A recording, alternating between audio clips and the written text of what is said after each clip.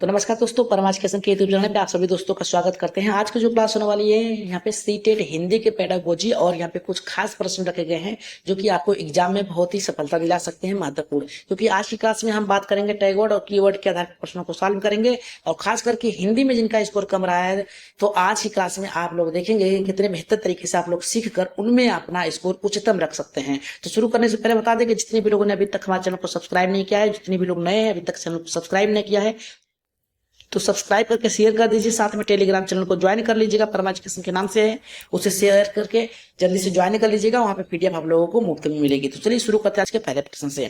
तो पहला प्रश्न देखिए बहुत ही बेहतरीन है और सभी प्रश्नों को आप लोग देख कर सोच कर समझ कर उत्तर दीजिएगा। उससे पहले हम बता दें कि आप लोगों को जितने भी प्रश्न यहाँ पे सोच कर देना है उसे आप टैग वर्ड के आधार पर दीजिएगा, क्योंकि टैग वर्ड अगर प्रश्नों को नहीं आ रहा है तो वो आपकी मुख्य भूमिका निभाता है एग्जाम में। तो पहला करा राष्ट्रीय शिक्षा नीति डैश के अध्ययन की वकालत करता है। किसकी करता है? पहला कर रहा है हमारे यहाँ पे संस्कृत, हिंदी, अंग्रेजी तथा आधुनिक भारतीय भाषाएं। दूसरा कर रहा है कि मातृभाषा, एकदम सही है, अंग्रेजी राज्य की भाषा, संस्कृत, पाली प्राकृतिक, जनजाति, छोटे छोटे सामुदायिक बोली जाने वाली भाषाएं, ये भी सही है। तीसरा कह रहा है कि सामूहिक विद्यालय के शिक्षण में अंग्रेजी नहीं, ये गलत है। मातृभाषा सही है, घर की भाषा कर दिया है तो ये दूसरा गलत हो गया। शास्त्रीय भाषा, आधुनिक भाषा और भारतीय भाषाएं, विदेशी भाषाएं, विदेशी भाषाएं को भी यहाँ पे शामिल कर सकते हैं आप लोग, क्योंकि इसका लेन देन में क्रियाओं में होता है। तो राइट आंसर यहाँ पे पहले का जाएगा, चौथे के साथ जाएगा। जितने के लोगों को यहाँ पे चौथा आया है एकदम सही होगा। अगर हम बात करें दूसरे प्रश्न की, तो दूसरा प्रश्न देखिए क्या कह रहा है। ये प्रश्न कह रहा है कि एक बच्ची अपने माता पिता के साथ बिहार से मुंबई जाती है तथा वह विद्यालय में हिंदी, संस्कृत तथा अंग्रेजी सीखती है तथा अपने पड़ोस एवं विद्यालय में अपने मित्रों से मराठी सीखकर बहुत अच्छे से सीख लेती है। आप मराठी सीखने को किस रूप में जानेंगे? याद रखिएगा यहाँ पे क्या कहा है, थोड़ा ध्यान दीजिएगा। एक बच्ची है जो अपने माता पिता से बिहार से मुंबई गई है। कहाँ से? बिहार से वो कहाँ गई है? मुंबई गई है। बिहार में आपकी हिंदी चलेगी, भोजपुरी चलेगी। इस भाषा को छोड़कर वो अपने दोस्तों के साथ, याद रखिएगा, अपने दोस्तों से ये क्या कर रही है? मराठी सीख रही है दोस्तों से। तो ये कौन सी भाषा होगी? तो अर्जन होगी, भाषा अधिगम होगा, सहारा देना होगा, परिकल्पना होगी। तो सबसे पहले याद रखिएगा, अधिगम जो होता है बलपूर्वक होता है, एक स्थान होता है, निश्चित उद्देश्य के लिए होता है। यहाँ पे सहारा किसी दूसरे के द्वारा नहीं दिया जा रहा है क्योंकि वो स्वयं से सीख रही है। परिकल्पना तो नहीं होगा क्योंकि वो कल्पना करके नहीं सीख रही है, वो अपने किसी दोस्त के साथ बिना किसी दबाव के साथ सीख रही है। यानी बिना दबाव के सीखा गया ज्ञान आपका क्या होगा? अर्जन होगा। और दबाव के सीखा यानी किसी लक्ष्य के लिए सीखा जाने वाला होगा वो आपका अधिगम। तो राइट आंसर पहले का यहाँ पे पहला ही सही हो, दूसरे का पहला सही होगा। अगर हम तीसरे के प्रश्न की बात करें तो तीसरा देखिए बहुत ही बेहतरीन है। ये करा है किसी विद्यालय या फिर शिक्षार्थी या फिर विद्यार्थी एक पाठ्य सामग्री पढ़ते समय कुछ संकेत मिलते हैं, उसे वह अर्थ ग्रहण कर की प्रक्रिया में मदद करते हैं। ये किस रूप में जाना जाता है या फिर माना जाता है? पहला करा है सरसरी दृष्टिकोण। सरसरी का मतलब होता है जल्दी जल्दी पढ़ना, याद रखिएगा। दूसरा करा बारीकी से पढ़ना, ध्यान पूर्वक पढ़ने की बात कर रहा है यहाँ पे। तीसरा करा अर्थगत संकेत, यानी तर्क के आधार पे कह रहा है। यहाँ पे सटीकता की बात कर रहा है और यहाँ पे सूत्रात्मक यानी रटने की बात कर रहा है। अब बताइए इसमें से कौन सा सही होगा? अगर हम यहाँ पे बात करें यहाँ पे तीसरे की, तो तीसरे का जो राइट आंसर जाएगा अर्थगत जाएगा, क्योंकि यहाँ पे पाठ सामग्री पढ़ते समय कुछ संकेत मिलते हैं जो अर्थ ग्रहण की बात करता है। तो हमने आप लोगों को बताया है कि 100% अगर ऑप्शन में जो चीज है वही आपके प्रश्न में है तो आपका 100% सही होगा। तो राइट आंसर आपका तीसरा करेक्ट होगा। अगर हम बात करें चौथे प्रश्न की, अगर क्लास बेहतर लग रही है तो सब्सक्राइब कर लीजिएगा और टैग वर्ड का प्रयोग करके प्रश्नों को सॉल्व करिएगा, क्योंकि आज हम टैग वर्ड का प्रश्न में कम उपयोग करेंगे और आप लोगों को ज्यादा करके इसका आंसर देना है टैग वर्ड का प्रयोग करके। यहाँ पे करा चौथा प्रश्न हमारा कर रहा है कि श्रवण की किस प्रक्रिया में, यानी सुनने की बात कर रहा है, श्रवण की बात कर रहा है, सुनने की किस प्रक्रिया में मुख्य विचार सब यहाँ पे करा है समझना, अनुमान लगाना, निष्कर्ष आरेखित करना, सारांश लिखना सम्मिलित है। करा कि ऊर्ध्वोन्मुखी यानी बॉटम, यहाँ पे करा है कि अप की बात कर रहा है श्रवण प्रक्रिया की।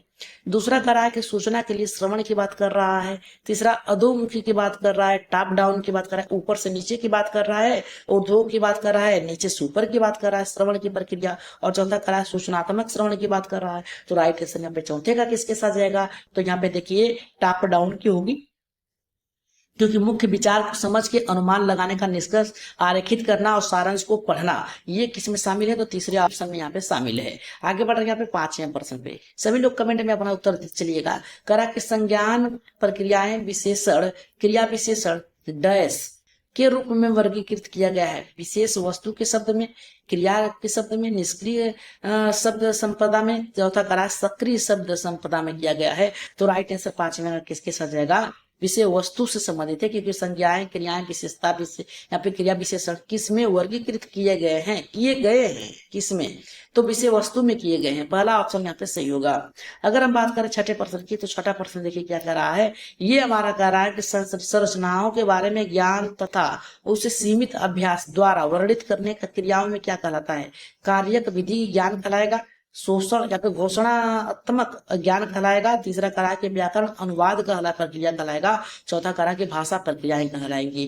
तो छठे का जो राइट आंसर होगा ऑप्शन नंबर यहाँ पे दूसरा सही होगा, कि यहाँ पे संरचना के बारे में ज्ञान और उसके सीमित अभ्यास द्वारा वर्णित करने की बात कर रहा है, क्रियान्वित करने की बात कर रहा है। तो व्याकरण अनुवाद होगा राइट आंसर यहाँ पे जाएगा आपका, क्योंकि इसमें सभी ज्ञान जो है एक लाइन में होता है, एक क्रम में होता है। ऑप्शन नंबर तीसरा सही होगा। बढ़ते हैं यहाँ पे 7वें प्रश्न पे, जो कि बहुत ही बेहतरीन है। ये करा प्राकृतिक भाषा में संदर्भ में से पठन सामग्री का स्रोत डैश है। किससे है? बनावटी पठन सामग्री से। बनावटी तो होगा नहीं, साहित्यिक से नहीं होगा, क्योंकि साहित्य वाली कार्य नहीं होगी। पाठ्य पुस्तक के लेखक द्वारा विकसित किए गए सामग्री नहीं होगी। प्रमाणिक पाठ सामग्री होगी। राइट आंसर ऑप्शन नंबर यहाँ पे चौथा सही होगा। बढ़ते हैं आगे यहाँ पे 8वें प्रश्न पे। 8वां प्रश्न करा निम्नलिखित में से कौन सा भाषा आकलन के बारे में सही है? पहला करा है कि शिक्षार्थियों की उपलब्धि, दूसरा कह रहा है कि शिक्षार्थियों के व्यवहार, यहाँ पे व्याकरण ज्ञान का आकलन करने, आकलन का मतलब होता है उसको जांचने की बात कर रहा है। तीसरा कह रहा है शिक्षार्थियों की भाषाई निपुणता और आकलन करने की बात कर रहा है, और चौथा कह रहा है ये पता करना कि शिक्षार्थियों को क्या नहीं आता है। तो 8वें का राइट आंसर जो जाएगा आपका तीसरे, क्योंकि निपुणता भी है, आकलन भी इसमें शामिल है। तो ऑप्शन नंबर यहाँ पे तीसरा सही होगा। चलिए आगे बढ़ते हैं यहाँ पे 9वें प्रश्न पे। 9वां प्रश्न देखिए क्या कर रहा है। 9वां प्रश्न हमारा ये कह रहा है कि निम्नलिखित में से कौन सा भाषा की त्रुटियों के विषय में सही है? पहला का त्रुटियां शिक्षार्थियों के शिक्षक दोनों के लिए सीखने की प्रस्तुत करता है, कराए। दूसरा कि विद्यार्थियों की या फिर शिक्षार्थियों जब भाषा का प्रयोग करते हैं तभी वे त्रुटियां सुधार सकते हैं। तीसरा करा कि त्रुटियां केवल शिक्षक के लिए सीखने के लिए क्षेत्र है, गलत है। चौथा करा कि त्रुटियां द्वितीय भाषा प्रथम भाषा के हस्तक्षेप का संकेत करती है। तो 9वें का जो राइट आंसर जाएगा पहले के साथ जाएगा, क्योंकि त्रुटियां शिक्षार्थियों तथा शिक्षक दोनों के लिए यहाँ पे सीखने का एक माध्यम है। तो राइट आंसर ऑप्शन नंबर यहाँ पे पहला सही होगा। चलिए आगे बढ़ते हैं यहाँ पे नेक्स्ट प्रश्न पे। नेक्स्ट प्रश्न है आपका 10वां देखिए क्या कह रहा है। ये हमारा कह रहा है कि एक भाषा शिक्षक सामाजिक विज्ञान के साथियों के साथ मिलकर भारत की संस्कृति विविधताएं प्रदत्त कार्य देती है, या फिर लड़का है या फिर लड़की है, दोनों के लिए है। शिक्षार्थियों को इस विषय पर रिपोर्ट लिखने के लिए, पोस्टर तैयार करने के लिए सामाजिक विज्ञान की पाठ्य पुस्तक, इतिहास, भूगोल, संस्कृत तथा राजनीतिक से संबंधित अन्य पुस्तक दस्तावेजों को पढ़ना है। भाषा अधिगम की प्रक्रिया में क्या कहलाएगी? पहला करा है सामाजिक विज्ञान में भाषा सामाजिक विज्ञान का प्रदत्त कार्य, तीसरा करा है समूह पाठचर्या, चौथा करा है भाषा लेखन की विकास। तो 10वें का जो राइट आंसर जाएगा ऑप्शन नंबर यहाँ पे तीसरा सामूहिक, क्योंकि वो साथ में कार्य कर रहे हैं। यहाँ पे ऑप्शन में देखिए कि वो साथ में किसी कार्य को कर रहे हैं, तो सामूहिक पाठचर्या की भाषा होगी। आगे बढ़ रहे हैं यहाँ पे नेक्स्ट प्रश्न, जो कि आपका 11वां है। 11वां करा है कि एक शिक्षार्थी नए व्याकरणिक रूप में सीखते समय पहले से सीखे हुए व्याकरण नियमों के आधार पर बनाती है। इस अधिगम तकनीक को क्या कहा जाएगा या फिर क्या जाना जाएगा? तो पहला संज्ञानात्मक युक्तियां, मेटाकांगनिक युक्तियां, परा यहाँ पे संज्ञानात्मक युक्तियां, आकृति आधारित अधिगम की बात कर रहा है, सहयोगात्मक अधिगम की बात कर रहा है। तो 11 का जो राइट आंसर जाएगा आपका पहले जाएगा संज्ञानात्मक युक्तियों के साथ जाएगा। ऑप्शन नंबर यहाँ पे पहला एकदम करेक्ट होगा। अगर हम बात करें यहाँ पे 12वें प्रश्न की, तो 12 का देखिए क्या करा है। करा कि एक शिक्षार्थी सीमित समझ के साथ एक पठन सामग्री पढ़ जाती है, वह पठन सामग्री में बहुत अच्छी तरीके से पढ़ पाती है तथा अवबोधन कार्य को अपने बड़े भाई की सहायता से करती है, किसी दूसरे की सहायता से कर रही है। शिक्षण अधिगम का ये अभ्यास क्या कहलाएगा? कोचिंग कहलाएगा, गलत है। ट्यूशन कहलाएगा, गलत। सहारा देना कहलाएगा। राइट आंसर ऑप्शन नंबर यहाँ पे तीसरा सही होगा। अगर हम बात करें यहाँ पे, क्योंकि दूसरे के माध्यम से कर रही है ना, इसलिए सहारा होगा। तो यहाँ पे 13वां प्रश्न देखिए क्या करा कि वह कार्य दूसरे छात्र शब्दों और आकृतियों से जुड़ने, अर्थ निकालने, प्रयोग करने में सहायता करता है। क्या करता है? कह रहा है कि व्याकरण सीखने के संप्रसात्मक कार्य है। दूसरा कह रहा है अर्थ ग्रहण करने के लिए भाषा सीखने का कार्य है। तीसरा करा है व्याकरण सीखने के लिए संवादात्मक कार्य है। चौथा करा है कार्य विधिक व्याकरण सिखाना है। तो राइट आंसर यहाँ पे 13वें का किसके साथ जाएगा। तो ये देखिए क्या करा है कि कार्य जो शिक्षार्थी शब्दों आकृतियों के जुड़ने अर्थ निकालने का प्रयोग करते हैं किसकी सहायता से करते हैं, इनमें सहायता करता है। तो व्याकरण के साथ सीखने में संप्रेषण कार्य करता है। पहला आंसर एकदम राइट होगा। ऑप्शन में आप लोग कमेंट करिएगा कि आज के प्रश्न कैसे लग रहे हैं। और 14वां का प्रश्न आप लोग आंसर इसका दीजिएगा। करा कि निम्नलिखित में से कौन सी व्याकरण सीखने में सचेतनात्मक वृद्धि करने वाली रणनीति। पहला करा व्याकरण इकाई को नियम की तरह प्रस्तुत करना और पृथक रूप में प्रयोग करने के लिए बार बार अभ्यास करना। दूसरा व्याकरण भाषा को प्रयोग में प्रस्तुत करना, शिक्षार्थियों के संज्ञानात्मक लाना, प्रयोग करने के योग्य बनाने में बाद में उसका अध्ययन करके नियमों की ओर दिलाना। नियम की बात कर रहा है, इतना याद रखेगा। कभी भी यहाँ पे जो है, यहाँ पे वृद्धि जो होती है, जो आगे बढ़ती है, एक उदाहरण के माध्यम से बढ़ती है। तो इसको ख्याल में रख के आंसर दीजिएगा। व्याकरण प्रस्तुत अथवा अभ्यास पुस्तिका में व्याकरण के नियमों के प्रस्तुत करना और शिक्षार्थियों को हल करने के लिए अभ्यास देना गलत है। करा चौथा व्याकरण के लिए जुड़े प्रश्न पठन सामग्री अथवा किसी के लिए यहाँ पे अभ्यास द्वारा देना। इसका आंसर आप लोग कमेंट बॉक्स में दीजिएगा 14वें का। आगे बढ़ना है 15वें प्रश्न पे। तो 15वां प्रश्न देखिए क्या करा के अधिगम के लिए सिद्धांत के रूप में रचनावाद का विश्वास है। बड़ा करना बच्चों के समकक्ष शिक्षण के माध्यम से नवीन ज्ञान प्राप्त करना। दूसरा भाषा अभ्यास के द्वारा सीखी जाती है। और तीसरा करा है कि सभी विद्यार्थी एक ही तरह से सीखते हैं। चौथा करा है बच्चे अपने पूर्व ज्ञान को जोड़ सीखते हैं। तो 15 का जो राइट आंसर जाएगा चौथे के साथ जाएगा। जो बच्चे होते हैं अपने जो ज्ञान का निर्माण पूर्व ज्ञान के आधार पर करते हैं। तो राइट आंसर ऑप्शन नंबर यहाँ पे चौथा एकदम करेक्ट होगा। आगे बढ़ते हैं यहाँ पे 16वें प्रश्न पे।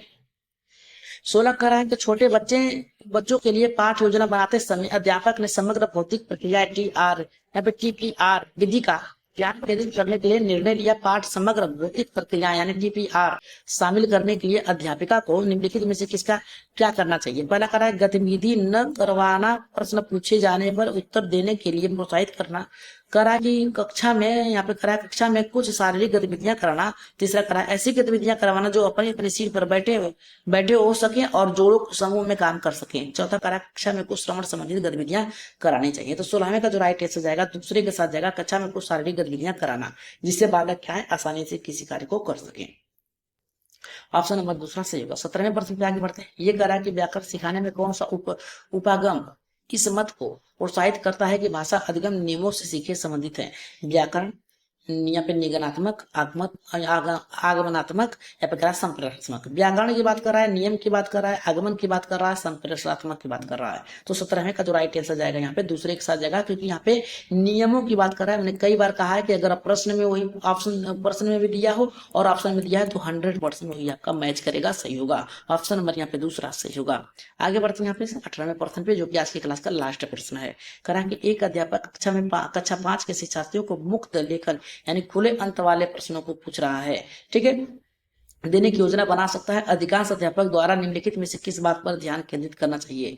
पहला करा शिक्षार्थियों को लिखावट पर, दूसरा करा विषय वस्तु की सटीकता पर, तीसरा करा विषय वस्तु की प्रवाह पर, चौथा करा प्रवाह और सटीकता दोनों पर ध्यान केंद्रित करना चाहिए। तो इसका राइट आंसर 18वें का किसके साथ जाएगा। इसका आंसर आप लोग कहाँ देंगे, कमेंट बॉक्स में दीजिएगा, ठीक।